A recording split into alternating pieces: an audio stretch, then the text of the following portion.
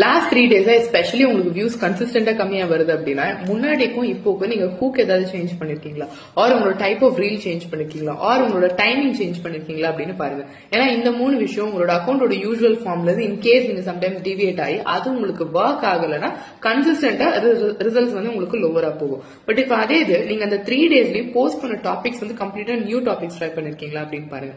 ஏன்னா new topics நீங்க போட்டு சம்டைம்ஸ் உங்க ஆடியன்ஸோட ரிலேட் ஆகல அப்படின்னா அவங்க யாருமே என்கேஜ் பண்ணலன்னா தென் அந்த ரீல் டேக் ஆஃப் ஆகாது. ஏன்னா இனிஷியலி இன்ஸ்டாகிராம் வந்து ஒரு 10% ஆஃப் உங்களோட ஃபாலோவர்ஸ்க்கு தான் ஃபர்ஸ்ட் உங்க ரீல்ஸ் காட்டும். அவங்க அப்ரூவ் பண்ணாதான் அது வந்து நெக்ஸ்ட் ஒன் போகும். அவங்களே ப்ராப்பரா என்கேஜ் பண்ணா உங்க ரீல்ஸ் கண்டிப்பா டேக் ஆஃப் ஆகாது. சோ இந்த மாதிரி லாஸ்ட் 3 டேஸ் நீங்க என்ன பண்ணிருக்கீங்க அப்படின்றத பாருங்க. பட் இமீடியட்டா உங்களோட என்கேஜ்மெண்ட் நெக்ஸ்ட் இன்க்ரீஸ் பண்றதுக்கு இதுவரை உங்க அக்கௌண்ட்ல எந்த ரீல் பெஸ்ட் பெர்ஃபார்மிங்கா இருந்தது அதே ரீல சிமிலர் ஹூக்ஸோட ஆர் அதே மாதிரி கண்டென்ட் பட் டிஃபரெண்ட் ஹூக்ஸோட ட்ரை பண்ணி பாருங்க.